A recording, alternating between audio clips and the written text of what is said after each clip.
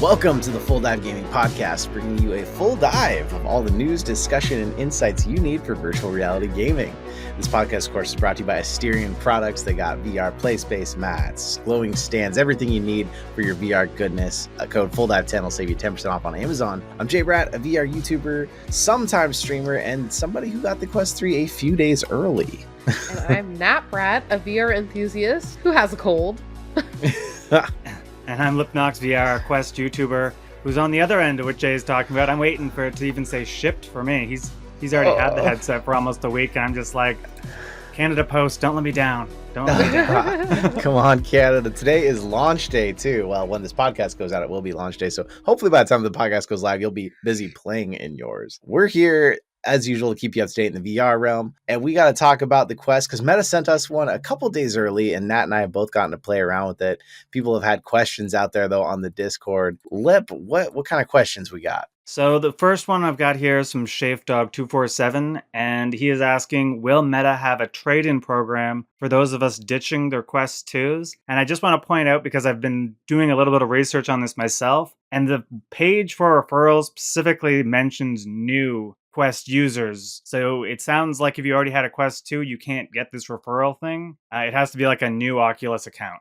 Yes, I believe that is the case. So talking about the referrals, that's the $30 credit you get and your friend gets when you recommend them over. But if your friend already had a Quest 2, that means you probably can't get them to get a Quest 3 unless they want to make a whole new account, which means they would lose their game. They wouldn't get the free game either. They would not get the free Asgard's Wrath because that would attach to whatever system they... Yeah. Well, there is Facebook has a great way for you to trade up your system. It's called Facebook Marketplace. I'm totally kidding. I hate selling stuff. I hate dealing with that. And no, there's nothing that I know of that you can do to ditch your Quest 2 for credit towards the new one, unless GameStop still lets you trade in things like that. I have no idea, but they'd probably give you $10 for it if you did that. So I actually do know a program. If you ordered from Best Buy and paid for the 3-year protection plan, they will let you, if a new model comes out, they will let you just get the credit back. And then you can just buy the new model. So I was talking to a guy in Newfoundland, I think he was, and he legitimately bought a Quest 2 when it came out, did this 3-year thing, and then when he was pre-ordering the Quest 3, he just brought the Quest 2 back, got every cent that he paid for the Quest 2, except for obviously the protection plan, and then put it on a gift card, and then put the gift card money right back onto a Quest 3, and then just paid for the referral program again. I mean, the referral thing was, I think it was like $255 Canadian, but... I mean, he's literally the amount he's saving versus the, because it's like a, $600, $700 purchase in Canada. $250 is a small fraction of that. And I mean, if they let you do it, then go for it. Yeah. Jeez, this person knew what they were doing. Tip. Yeah, for Quest 3, if you're getting from Best Buy, you might want to look at that protection plan, because I guarantee you there's going to be Quest something that's going to be in the next 3 years that you're going to want. Yeah, for sure. Jeez, well, I'm impressed. Well, hey, look into that if you're out there wondering. For sure. Nat, what else have we got? So Shafe gave us a few questions here. So another question from Shafe Dog. Did you notice how much space the OS used on your headset? I'm seeing some slightly different numbers from various review videos. Oof. Yeah. I actually know what Gamertag said. What did Gamertag say? 17 gigabytes, and he showed it. So yeah, he showed the chunk that showed the system memory. He's apparently, so on Gamertag's Quest, I don't know if there was an update or something that changed it. He found that the operating system took up 17 gigabytes, meaning that if you got a Quest 2 128, 111 gigabytes that are usable for you to have your games on it. Weirdly, I also have 128 gigabytes. I uninstalled everything. I deleted every video, every photo. My OS took up 26 gigabytes, meaning I only had 102 available. Oof. So I got updates. So I don't know if I got updates that made mine bigger or if he got updates that made his smaller somehow. But I'll go in and take a screenshot of that too. Maybe it's changed if there's been an update. But yeah, I went in just to answer this question today on the Discord and deleted everything and saw it took up a lot. So if you got the 128 for me, I only have 102 gigs of space, which is like Asgard's Wrath and Medal of Honor, and that's it. That's all you need. You covered this in your video that came out yesterday, but has the built-in audio improved? And specifies this is my last only real question. So the next one should be fun. Shape Dog asks like 5 questions, says this is the only real one on here. Nat, you got to play in it a little bit. Do you want to talk about what you noticed with the audio? The audio sounded good, like if you're just listening to audio playing stuff. However, the microphone, I noticed some issues with that. So we played Demio, where I was playing on the Quest Pro and you were playing on the Quest 3. And sometimes when you were talking, you sounded kind of like a robot. Not too bad. Like it was just a couple times, and it wasn't like super robot mode, like blah blah blah blah. It was like it just sounded a little electronic and weird. And had like some like popping, electronic popping kind of sounds. So that was not the best. But like just when you're playing a game or something, the audio sounds great. I know you noticed, Jay, that it sounded much louder because we usually have like some kind of headphones or some kind of audio attachment on our Quest 2s and our Quest Pro to enhance the sound volume. quality. And so I'm doing great at thinking of words right now. A podcast when you're kind of sick is so much fun. Yeah, that's Well, not yeah, fun at all. it was lucky in the testing that we did multiplayer together because I don't know if Lip, do you remember that issue? It was on the Rift S, I know for sure. I don't remember if it was on the Quest one, but that weird robotic voice thing that would happen to people. Oh, I have experienced that through virtual desktop tons of times. And it seems to be an internet connection issue of some sort, but I don't know, but I can definitely tell you that the Quest 2 microphone was just not good. And I don't know if it was like, I'm not sure if what it was they had built-in noise canceling and it would just screw up sometimes or what was going on. But I definitely noticed issues where people on like VR chat would be like, I can't understand you. You're sounding totally weird. And I'm like, I've got Ethernet to my computer, like, and VR chat is just going through the computer. So I'm like, why is this doing this? But I guess something to do with Quest headsets. But yeah, it's not a fun sound. And it's just kind of like, if you're trying to have a conversation with someone, it takes out hugely when you can't properly understand them. And then you're almost just like, okay, let's just get different headphones and we'll go on Discord, Right. Yeah, I hadn't had this issue since the Rift S, and then Nat brought that up and immediately it took me back to those times where you'd be playing Rec Room and someone's like, hey, you sound like a robot, or I'd be in Rec Room, someone else would be talking, and then all of a sudden it would switch to this weird robot voice. The problem on the Rift S, though, you couldn't even understand them when it happened. Yeah. But Nat, you could still understand me, at least. It just sounded robotic. It was just a little bit distorted. It wasn't terrible or even like super duper noticeable. It was just like, wait, that's not normal. So while we're on the topic of it, I know you mentioned that when you plugged in headphones through the aux cable, the sound was not as loud as you expected it to go. Yeah, I tried multiple sets of headphones. So for those of you who haven't been around as long, the Quest 2 wasn't very loud. I had problems where I had to have the volume all the way up all the time with the stock audio. So a solution was to put headphones on. But the problem we also found is even with headphones on, you still usually had to rock max volume because it was like the auxiliary port was just slightly underpowered. It just didn't get loud enough. Well, now the new Quest 2 has much better audio. It sounds better. It gets way louder. It's bassier. On its own, just the audio, it's a little bit muddy for my taste, but it's still such a huge improvement over the Quest 2 that you're never going to notice that. But I thought, okay, well, how does this thing sound with headphones now that it's got all this extra power? And it was like it was that same bad aux port on the Quest 2 again. It wouldn't get very loud. I had it at max volume. I tried multiple sets of headphones, same problem every time. So it's like now the onboard audio is pretty good and you probably won't need headphones. But if you do try to use headphones, it's like, oh man, we're right back to the same problem we have with the Quest 2. So I'm going to ask you my technical question because you knew it was coming eventually. Have you tried to test Bluetooth headphones on the Quest 3 yet? Not yet. I've only had it for a few days and I was testing everything I could to get this video out on time. I have Bluetooth headphones I want to try, and I also have like the ones that have the dongle that are made specifically for Quest. Okay. So I want to try both of those and see if we can get some louder volume. So in the final review video, or even here on the podcast, we'll talk about this more, but I want to try both of those and see if that helps because for now, wired headphones, at least on my unit, don't really seem like an option. Maybe I have a bad aux port. Maybe other people will say they don't have this at all. But it was like, I had it on. I was like, is this even on? I turned the volume all the way up and then I unplugged it from the side. And it was like, all of a sudden, here's all the volume again. I was oh no.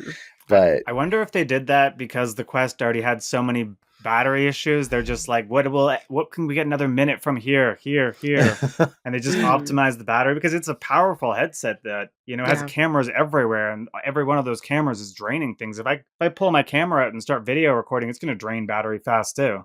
Right. Yeah. And before we get too far down, I need to say real quick, because like all these questions that were asked were like all the wrong questions. The Quest 3 overall, really enjoying it. The screens are so clear. The pancake lenses are so great. The pass-through, Kat, you're probably messing up my microphone. The pass-through is like, not only does it look nice, but it's a surprisingly useful feature when you just need to step away for a second. You don't need to take your headset off. You can see clearly through it. You can respond to a text message through it.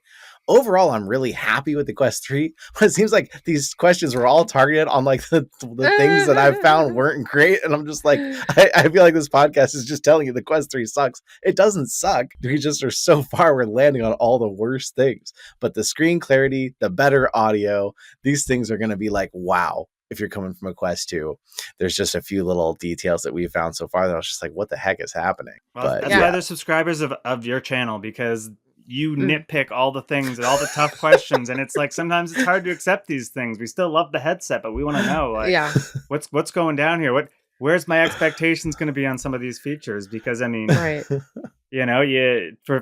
some people, it's going to be a completely different experience if they only use headphones and then suddenly get these and like, this doesn't sound very good, and then they're looking for other opportunities to try to fix it. So it's good stuff to know. Nitpick was quite the word I would have chosen there. All right, you are correct.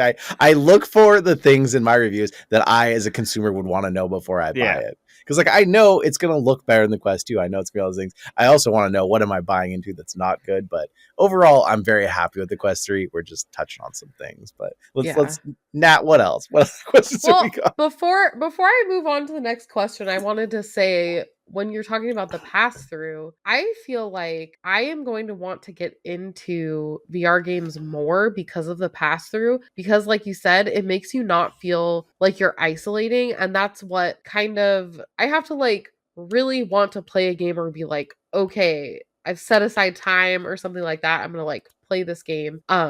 To typically go into it. But when there's the pass through, it feels like, oh, like I can still kind of be engaged with, people in the room. And like, if you play like an AR or mixed reality game, like you feel like you're still interacting with others. And so, because we've talked before about how like just the act of putting on the headset can kind of like just be that much of a deterrent from getting into a VR game. But I feel like the pass-through might bring other people into the headset. I just had to mention Willow the cat is being very cute right now for anyone that She's being super annoying. Watching She's the crawling YouTube all version. over me. It's so an interesting cute thing that you bring that up though, because you're right. Like, think about when you're sitting on the couch, you're next to someone, they're watching a show and you're scrolling your phone. You're not directly engaging with them, but you're still in the same space. You still can remark something, you can show them something. It kind of feels like that when you're in mixed reality, where on VR, it's like you were in a different world than that person. You're not there with them anymore. But now if you're in something MR, even if you're playing a game or a board game or something, you can still see them sitting there. You can still be like, oh, hey, what do you think we should do tomorrow? What do you want for dinner? Like, it doesn't feel like you've left the house as much, which is an interesting thing about MR that really hasn't been called out anywhere yet, I think. So I'm pretty excited about that side of it, but it makes me just want to have multiple headsets so we can all do MR together. For sure. Well, I have seen a few apps already that are doing local multiplayer with the mixed reality, doing like sword battles and stuff, which I thought was pretty cool. But there was one app I saw, and I don't know the name of it, and I haven't played it myself, but one person wore the headset, and then other people that weren't wearing the headset grabbed the touch control, like the Quest controllers, and moved them around on the table, and they would be playing a game together doing this. I guess they would use their hand tracking to like interact with it or something, but it was crazy because it was non-VR players using the controllers to play a mixed reality game with someone. And I'm like, there's an idea here. And maybe you need a phone to help them see what's actually happening. But if you can connect all those things together, it's like you can really make some crazy party thing. And we saw how successful the Wii was with Wii Sports. And you get someone going on, like whatever the popular talk show is, showing off some of these just wild, innovative things. And people are like, yeah, that's what I want to be doing on Saturday night when I'm drinking with my friends. Yeah. I'm going to buy that headset right now. I need to know what trailer this is. I want to watch this and see, because that's like the old PSVR stuff that we love, where you could like do stuff together with only one headset. And if this opens up those possibilities again, heck yeah, like I'm all for it. It looked like a bunch of little mini games. I don't know. It's on I've been compiling a list of all the pass-through games that I want to try before Quest 3 comes out, so I know the best ones to play, because my battery life will limit my time I can spend with it. And I don't want to spend it on bad games. Then charge, then play another one. Yeah. I'll be switching back between the headsets. Test the ones I want to play on this one when it's charged. And this kind of brings talking about like playing games with others and stuff kind of brings to our next question, that was another one from Shafe Dog. Will the Quest 3 offer an option to play side by side with a friend or friends on multiple Quest 3s and allow us to see each other and put us in the same environments simultaneously like they do at Zero Latency and Sandbox? So very similar to what we were talking about. Yeah, that's the Quest 2 already lets you do that. It does. Do that on Quest 2. But co-location is a new feature that came with Quest 3. Although it looks like on the Quest 2 when I got on it, it offered to share data too, like the same way. So I think it can do it as well. But yeah, you can have co-location where you're in the same spot, but it measures the same points as the same parts of the room. So it'll pin everything in the same places so everyone sees the same thing. That is when you are live with somebody, though. There's no option yet to where someone across the world is in their headset and sees your living room. That's not a thing. But with co-location, like you could each be across town from each other. You don't have to be in the same space to play something like 11 table tennis, where you each set up the table at your dining room table and see each other's avatars across from each other. And that feels really real. That's cool. In that way. So there's just a whole realm of possibilities that we're barely touching on right now because it's only launch. People haven't explored the ideas fully. But yeah, this is going to mean you can have VR like Zero Latency, where you're both in a world together and the world matches. But it also means you can have all kinds of mixed reality experiences, whether you're next to each other or far away, that are going to be totally different too. So it's really exciting what this is going to bring. I think before with the Quest 2, because you're dealing with the black and white and it's grainy, and every single time you want to go into these things, you seem to have to reset up your room, putting all the tables down and this and that. And it's like, I'm spending like 5-10 minutes before I've even played a game to set this all up to get into it. And then, I screwed up the placement of this one thing. All right, reset that up again. Okay, do this. And then, like you said, it's still really cool because you're in mixed reality and you can see around you, but it's dark and grainy and I can't see my TV. It's a giant TV, let alone my phone or anything. And, I thought it was pretty cool. I could place things on, my table in front of me and they'd be on my actual table. But being able to see that with proper, like the depth sensing technology and in proper higher quality color, suddenly all these developers are like, yeah, that's something I actually want to do. This isn't a weird gimmick. This is actual things people will want to do. And I mean, I guarantee you those poker games are just going to go straight to mixed reality. It's going to be crazy. Yeah, for sure. Yeah. And that's, you're touching on something there with mixed reality that I actually meant to bring up in my video, but I missed the pointer. I forgot it. But one thing about mixed reality that I'm hoping this will change, and Boz, when he talked to me, even said that this is possible with the depth sensor. But right now, the depth sensor may be able to see how far away your walls are and stuff, but it isn't bringing that information over to the mixed reality side. So if there's a poster on the wall in your mixed reality home environment, if you put your hand up in between the poster and your face, your hand will still seem like it's behind the poster across the room. So that's kind of immersion breaking. And I'm hoping they'll be able to update that in the future, because it'd be really cool if you like reach out and touch these virtual objects with your actual physical hand, but it breaks immediately when you try to, and all of a sudden your hand just like slips behind it as if it's like a curtain or something. There's a tech demo on SideQuest of that technology you're talking about that'll let you grab an item with your hand and the item's actually in your hand in the right spot. And it doesn't do that thing. It's some sort of tech demo. It's like black and white, just grabbing little like cube things. But, from everything I've heard, that's going to be a feature that might come out early next year, if not by Christmas. Yeah. And that's what we need, because like you didn't notice these things. These are just new problems because of mixed reality. Because when you were in VR and you were playing hand physics lab, you only saw your virtual hand. And even now with mixed reality, your virtual hand will still stay in between you and this object, but it's your real hand that you're seeing in mixed reality that slips behind it that messes it up for you. So we're on the precipice of something new and exciting. And that's probably been my favorite thing about playing with the Quest 3 is like you can just feel all this stuff is coming and all this excitement. It's kind of like VR was 5 or 6 years ago. It's like, what's going to happen with this? What's coming next? But no one's figured it out yet. Everything's really tech demo-y and it's really uncertain. But I'm just excited to see like what do people figure out we can do with this and how do we push this technology now too. Exactly. So another question from Shafe Dog again, I believe still.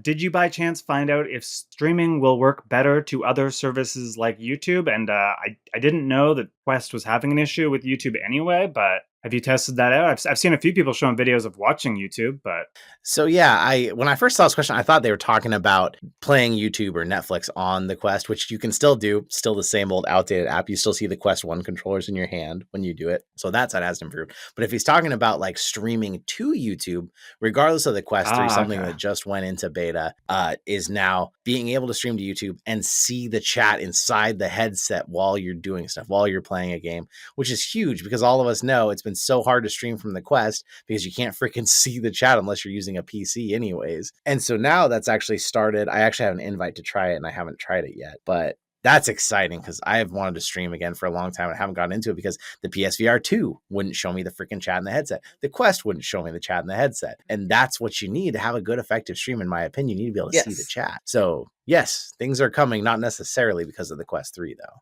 So I would definitely say good question because I didn't even think that was going to be a thing that they were going to do. I'm like, that's some next level stuff. That's like the dream wish list that never gets checkmarked kind of thing. Yes. It's about time. And now tell me GTA is coming out. Come on. I don't have that. I actually heard unofficially from a CEO in the gaming realm that it's been scrapped. Like, yeah, it's dead. Like that's unconfirmed anywhere officially, but they said that they know one of the people that worked on the team and they said it was done. So I hope that's like too much of an undertaking. You're converting like a game that has a million things to do, and each one of those things you have to figure out how to make them fun in VR. Right. And it's not easy. I mean, they could just add the hot coffee mod. Everybody would be having fun as it was.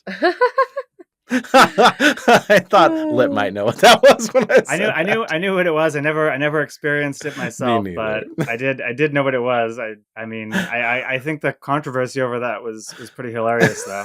I don't think the people that were upset about it even knew what was actually going on and how difficult it was to even access that, but got to keep the kids safe. All the children. Well, let's move on to some questions from Assassin 32.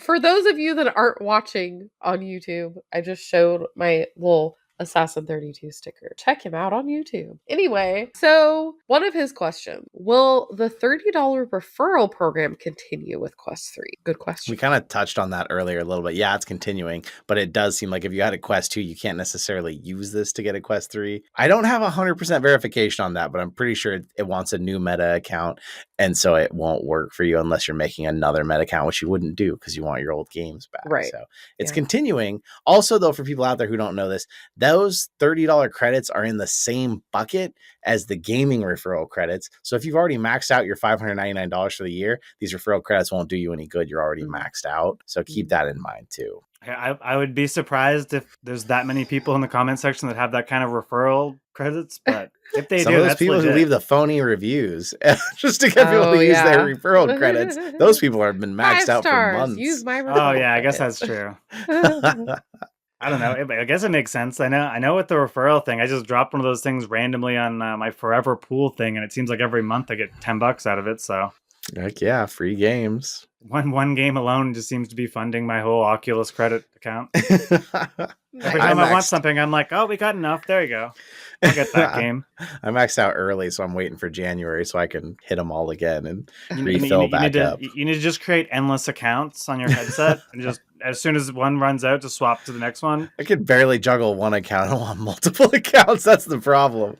As it is, I have a Meta account. I have an Instagram that is linked to the wrong Meta account. I have a Facebook that is not linked to my Meta account. So every time I have to sign in a new headset, it is an absolute nightmare to get it running because of all these accounts. It drives me crazy.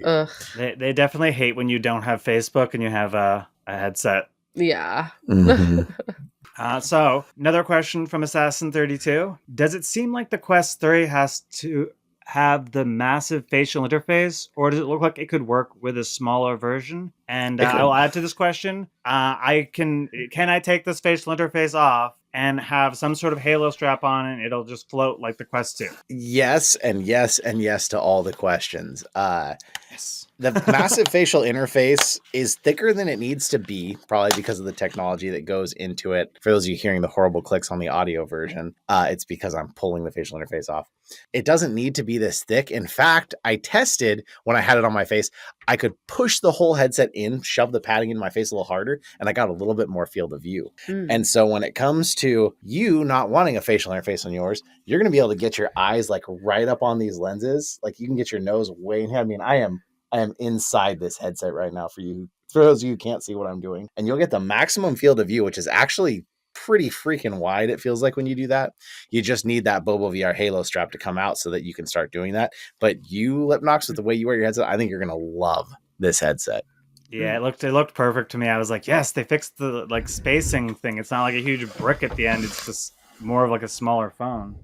I mean, if I have these lenses all the way into my face, like all the way to where it's touching my eyes, gosh, I feel like the whole headset's sticking out not even an inch from the front of my nose. Like that's how close this is to my face. Well, and I think if I use this Studio Form head strap thing right at the front of it, it'll give me just enough spacing so that I can maybe use something to counterweight in the back, and then it'll be good enough until something proper comes out. Because I mean, I know when Quest 1 came out, it was like devastating. Well, not when it came out, when it came to me, like when I got it, it was devastating because I wanted to play everything in it so badly, but it was like I could handle half an hour and then my face was just ripping apart, and I was like, I can't enjoy this. I'm literally holding it and then doing one controller to enjoy the experience. And this was when like Halo straps for Quest 1 were like they were like barely not a thing. It was Go Panda or something Panda that was the only one making them. And they were 3D printing the corner parts so they were snapping. Oh gosh. So it was that VR a complete Panda nightmare. And then suddenly, people just copied his designs because he wasn't being very efficient mailing them out. And then eventually we got Bobo VR to save us all. Yes, Bobo's the best. Yes, then Bobo will be hopefully opening orders tomorrow on their M3 Pro and M2 conversion kit. Well, when I say tomorrow, that's launch day, but I'm going to leave it as tomorrow here because I'm a little nervous because I know they're fighting with Amazon to get those things available for people, and Amazon's slow. But yeah, definitely a strap for you, Lipnox. You're going to be rocking this thing so close to your face, although you're going to need the battery edition because you kind of alluded to this earlier and I haven't said it yet. Battery has been one thing on the Quest 3 that does bother me. I haven't been able to get mine to last even over 2 hours, and they have all these supposed figures of how long it should last, but I'm rocking this. When I was testing this thing, I was doing stock settings. I wasn't doing a lot of recording. I wasn't turning up the brightness. I wasn't messing with refresh rates, anything. I was just running this thing stock. And the first round in mixed reality, I got an hour and 41 minutes playing Demio with Nat. Didn't even finish a round of Demio. Didn't even finish the second dungeon. And then the next time I played in VR, Demio single player, don't have that multiplayer drain on it. Hour and 58 minutes. Still didn't even make it to the 2 hour mark. So I'm like, you're going to need a battery strap out there if you want to do any sort of marathon session in this thing. One of the guys that I used to play VR chat with had this crazy thing he would do. He had an extension cord and he would tie it around his waist and then plug the headset charger in and have it here. And he was just like, it works. I guess he wasn't moving enough in VR to knock the cord out. And I was like, hey, if it works, man. So funny. How long have people played wired headsets as it is? I mean, it's basically same thing. Yeah, it's just a wired headset now. Congrats, Quest. Yeah, there you go.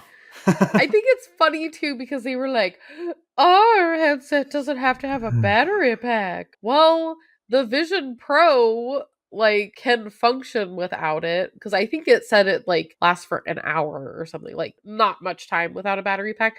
But it's just kind of funny that they're like, you don't need a battery pack. Well, yeah, if you're not gonna play for more than an hour and a half. I mean, depending on what you're doing. I think that hour with the Vision Pro is with the battery pack. Yeah, what? It goes in your pocket. It's a very short life. I think there's the battery pack.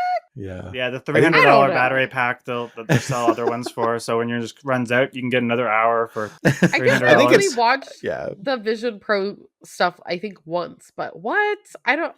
You had to always Yeah. have it with the I battery think there's pack? like probably a small internal battery for you to like switch packs really quick. But yeah, I think it's supposed to last 2 hours is what they had said. But With yeah, the battery pack? Okay, yeah, that is pretty or you bad. plug into the wall. So it's got a lot of computing power though. That's not as much of a Yeah. surprise. And the only reason we're all disappointed with the Quest was because they said it's got about the same battery life as the Quest 2. So all of us expected at least 2.5 hours, or at least close to it. Especially for the fact that like our Quest 2s are years old now, and the batteries are probably all doing terrible jobs, and yet you can usually get about 2.5 hours on one charge. So less than 2 hours is a pretty big reduction. I mean, that's a 20% reduction. So to me, that's not about this. So I'm curious now, because I remembered I had this question and I didn't write it down, and I should have wrote it down, but I don't want to forget it again. You've tested the battery life of the headset itself. How have you had any issues with the batteries in the controllers? Because I remember Quest 1 would just drain my batteries so quickly. It was literally like the headset was expensive, the batteries for the headset even more expensive. And I know with the Quest 2, it was like, honestly, it was worth upgrading to the Quest 2 just for that battery life on the controllers. Well, apparently my Quest 3 isn't going to boot on right now. It's like it does the turn on sound and then it doesn't go anywhere. It's like just sitting here. Uh-oh. Do I need to restart you? We're off to a great start 3 days in. Uh-oh. Okay, I just turned it off. I was going to check because I had checked after multiple tests and the batteries had barely even lost like a few percent. But I was like, oh, I'll just check real quick while I'm here because I have it right here. Now the freaking thing wouldn't open up and get to the menu. Oh dear. I have concerns, Lip. I have slight concerns. About the controller's battery life, or about No, just overall. I'm having Quest Pro flashbacks with the number of glitches I've dealt with for this thing being 3 days old. I mean, the amount. So because I did so much side loading forever on the Quest 1, the glitches of things I experienced were like, I was like, this just feels like I'm just playing with this tech toy that I shouldn't even have, and I'm breaking everything. None of this feels like it's legit. It's just I have to hold the power button down, multiple times a play session because some app crashes it in a way that I can't get out of it, and it's trapped my headset in some weird cache thing. After multiple hours of testing, somehow my controller batteries now read 100% again when they were down to 98. So that's impressive. Wow. They're self-charging batteries. Yeah, I think these will last just like the Quest ones did. I think weeks, maybe even months, depending on how much you use your headset. Yeah, I don't think you're going to be changing these batteries very often. Nice. In fact, I can tell you I am quite certain of that because Meta opted in their rechargeable dock to use the smallest AA battery size I've ever seen, like 167 milliamp hours. A typical AA, for perspective, has 3,000 milliamp hours, and they have a little tiny 167 in their rechargeable one. Wow. Must not need much battery power. Yeah. I think maybe they did that because they intended you to always place it down on the charging stand, so they just assume it's always going to be charging. Yeah. Yeah, that's exactly it. They're like, oh, they're always going to have it pretty much juiced up, so we don't really need that much. Yeah, save money wherever they can. True. So another question from Assassin32, also related to the facial interface. Is the facial interface magnetically attached? Which I think we saw it is not. No, it has just 4 plastic snap-in points, 2 on the top, 2 around the nose. And it would be hard for it to be magnetic, though, because they've made this new design where you can slide it out for glasses and slide it in. And so if you were reefing on that, it was magnetic, it would probably just come undone. That said, when you go to take this thing off, it does not feel very comfortable. Like you have to pull on it and it's kind of scary. You feel like you're going to break something when you do it. But no, just plastic snap-ins, 4 of them. Better than the Quest 2 one, though. Those things always broke. This feels like it's actually going to last, but taking it out is pretty terrifying. Yeah, I know for me, I've had to, every time someone other than me uses my headset, I have to click that thing back in and pull it back out for the Quest 2 even, and I'm like, it's not coming out. Well, if it breaks, sucks for them, but I need to use this thing. But we have another similar question for, well, I don't know if it is similar, but about the facial interface, kind of. Are the openings on the top of the arms for noise cancellation? So that's these weird ports right on top here. So the speakers those are on the facial interface, right? No, this is actually, it's on the moving arm. Oh, okay. So do you see that hole right there? And then the speaker is down there. So to be honest, we need to see a teardown. I don't know what this hole is. I kind of thought it was just a vent for the speakers inside, because if they have good drivers, it's good to have venting for them to be able to move faster. And so I kind of assume that's what they were. I'm kind of still going with that, but I can't imagine it's noise cancellation because they're open air speakers. It wouldn't really make sense to have any sort of noise canceling built in. But yeah, you're gonna have to wait for a full teardown to really find out. But I think they're just vents. With that, that's most of the questions we've had. But is there anything out there you guys want to know? Is there any games we want to talk about real briefly? We got a little bit more time here. I have one quick question that you probably don't have the answer to, but have you tried to use a Quest 2 controller on the Quest 3 yet? I do have an answer for that, and I did try, and no, you can't. When you go into the Meta app and you unpair your Quest 3 controller and then you choose to pair a new one, your only options are Pro Controller or Quest 3. I even tried pair Quest 3 and I held a Quest 2 controller in pairing mode right next to it. No dice, would not connect. So yeah, no Quest 2 controllers on Quest 3, which is going to be sad for some people who, that tracking ring, for the most part, you don't need it. The tracking's been surprisingly good. I haven't talked about that yet, I guess, but it's been way better than I expected. And it seems to keep up in Beat Saber Expert Plus, Gorilla Tag, no problems with the tracking. The only time I've had problems is like in games where like you try and use a golf club or something, because all of the lights are on the front face. If you tip that down and tip that face away, it can have problems. It's still trying to track your hands, but if you use a golf club, you're separating that away from your hands. It completely has no idea what you're doing and it loses its mind. Oh, no. I saw the question on Facebook, and I think the person was asking because they wanted to use Quest 2 controller accessories like gun stocks and things without having to re-buy them for the Quest 3. Nope. But some of them will work. My gun stock for the Quest 2 is fine for the Quest 3 because it attaches to the bottom of the controller, goes in. That's good. As long as it doesn't attach to the tracking ring. If it attaches to the tracking ring, you're screwed. There's no tracking ring anymore. But any accessory that attaches to the bottom may work, with the exception of golf clubs. They still fit, but you're facing all the lights away, and so it just doesn't know what to do. Sad. Yeah. Lip, you're getting yours hopefully tomorrow. What are you playing first? I was going to say, I wish I could get it tomorrow. I don't know if that's the case. It's still saying progress, but it does say earliest delivery on the 11th. So soon. Fingers crossed. Soon. Anyway, see, in Canada, we are weird and did Thanksgiving yesterday. I heard.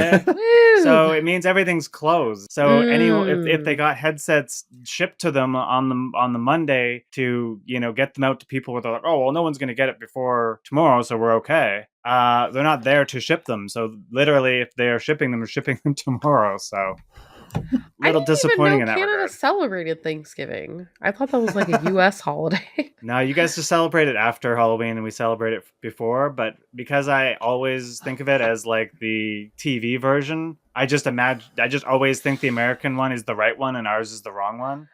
So I'm like, oh, that's that random holiday we have. Why don't we get a holiday for Thanksgiving? No, we had that a month ago. Oh. While we're off on a tangent, do you celebrate Boxing Day? I don't know if we have Boxing Day, but I don't know. I mean, the celebration is everyone gets money at Christmas time and wants to go shopping the next day. It's kind of like we don't have Black Friday. Black Friday. We have Black Friday, but that's after Thanksgiving, not after Christmas. Yeah. Yeah, I don't know. You guys don't have any sales the day after Christmas? Not really. I don't think so. After Thanksgiving is where it's at. Yep. So well, what are you playing first, Lip? What are you most excited for with your Quest 3? So, admittedly, the thing that I have been most excited has been testing of the pass-through stuff and just sort of the idea of being able to go into virtual desktop, for example, and place a screen wherever I want it on my wall and things like that. But there's this app that I recently tried out called Deskuchi or something, and it lets you take like models from Vroid Hub, and you can just add these for free. Like by models, I mean like avatars, or you can get like Link or Sonic or Mario. I'm not talking about models, but the app has ChatGPT and Google Voices built into it if you connect the thing. Wow. And basically you can have a little assistant on your desk that you can talk to with the full power of ChatGPT. Like it's your little assistant. So it's like if you're sitting there, Clippy. It's Clip It, but you can actually like use your voice to chat with it, and you can if you want to find the little Clip It avatar, you could probably do that and have him just bouncing around on your desk. Did you call it Clip It? I thought it was Clip It. Other people call it Clippy. The little. I called it Delete. I found him quite annoying, so I was like, "Get rid of that thing again. How do we delete this thing?" But I don't know. He was kind of cool. My dad always left him on, but I never left him on. But I do remember him. But it's just, I think with VR, it's like these apps that it's like I could literally be I don't know how good it is to really do this, but people have said they can watch Netflix in the pass-through mode. I could be chilling watching Netflix, and then I see something about the movie. When was that war? How many people live in this place? What other movies have Johnny Depp done? And just be chatting with this. I don't know. I mean, if you're living a lonely life and you want to watch a movie with a friend, if you don't have any friends, if you don't have any friends, this is your new friend. Think of that scene. Oh no. Nice. That's exciting. I'm excited to hear your thoughts next time we're on together too. Well, now that you've gotten into it, I hope I haven't jaded you too much with all my nitpicking of the problems with the Quest 3. But overall, like I said in my video, the Quest 3 it's so impressive and so exciting when you first get into it. Like everything feels great, and then as you spend more time, you start to notice where things aren't perfect, and that's typical with anything in life. But I definitely was like, because the first time I was like, oh my gosh, this pass through is real life, and then like 2 minutes in, I was like, okay, it's not real life, but it looks really good. It is really good. And it's kind of that way with every feature I noticed. At first, you're like, oh my gosh, and you're like, okay, now I see what's not perfect, but I'm really happy to have it. Facebook comments will be very fun for the next month, because there's going to be the people that have beautiful lighting that pass through just looks amazing, and they're praising how this is the best feature ever. And then there's people that have terrible lighting, and they're going to be like, I can't see anything. This is grainy. Can't believe I spent all this money on this stupid headset. Should just stay with the Quest 2. And I guarantee you, it's going to be a war of people arguing for months to come. It was like when PlayStation VR came out. Some people had proper tracking, and some people didn't have proper tracking. Yep. We get so many people, it doesn't work at all. It's like, you need to set up your tracking right, or it does work, Yes, I'm stoked. It's going to replace the Pro for me, which is a pretty big deal, because the Pro, I was a fan of a lot of things of the Pro except for the price. But I feel like everything about the Quest 3 I'm enjoying more. I need a better head strap with a good battery. So as soon as Bobo gets that over here, we're going to be in business. Yeah, I think too, we've seen it with the Quest 2, and honestly, this is a big thing that I've seen with Quest apps in specific. Some of these apps that do well will continue to add new content and new updates forever, usually for free. So you buy this $20 app once, and you come back 3 years later, like, oh, we got our new pass-through mode. We got this awesome new feature. And I'm just like, I forgot I even had this game. I went on Nature Trek, and Nature Trek's super old game. And I was like, they just added new levels that I didn't pay anything for, even know existed. But there's 4 new levels here that I'm like, these are actually legit levels. And I wish they told me about it better. And now I'm going through and trying to find, the page for every game. Cause I'm like, did you get an update? Did you add something that I don't know about? And I think with Quest 3 and the mixed reality, we could be seeing tons of games just adding all these mixed reality features that are just extra freebies. And that gets me just almost more excited to see in 6 months what a Quest 3 is versus right now. Because when people can start optimizing all these features and actually have headsets everywhere. I mean, I know the bigger developers might have had headsets for a while, but I don't imagine the smaller guys that are working on side quest things have had them. So that could be a huge, huge game changer where it's like, okay, even if it's something simple, like just having, workplace screens all around you. So when you're working, in an airport, in a cab, in wherever you are, you can literally have your full navigation thing. And I know that's the kind of stuff that Apple's been showing off with their headset, but I mean, for 1/7 the price, Quest 3 is going to do basically everything that Apple headset's going to do. I mean, it's just not going to look as crisp, but I mean, the battery life will be better. You won't have to have a battery pack in your pocket. Yes, I fully agree. And we're very excited to bring you more Quest 3 coverage as things happen, as more games come out. Of course, launch day, there's still a lot of games we've gotten to play or test early that we can't talk about yet. So as that happens, we'll be bringing you more here on the podcast. But we got to say a big thank you. The podcast is now officially a YouTube partner and YouTube monetized, which is a very unusual thing for a podcast on YouTube. So thank you. Thank you. I don't even think I told you that, Lip. This just happened yesterday. I honestly thought it already was. I wasn't sure though, because I knew you slowly crept up, and I think now you're past 4,000 subscribers on it, right? I think 3,600. I think is where we're at for the podcast. Okay. But it's those watch time hours, man. Those watch time hours are hard to get. Well, the thing is the people that are going through a podcast, they. I mean, I usually rewatch the podcast sometimes in the background just to make sure I didn't look silly or something. And honestly, I like reflecting on the information. But when it comes to watching a podcast, it's so hard to. I mean, we only have 24 hours in the day to donate an hour of that to watching people talk on camera about video games or whatever we're talking about. Is a hard sell sometimes for some people, I can definitely say. So honestly, if you watch this whole episode and you're still here, massive thank you for helping us out, supporting us like that. Thank you. Yes. And if you're out there and you still watch but you haven't gotten a quest yet, Quest 3 is here and we're enjoying it. So maybe it's time. Dive on in. Dive on in.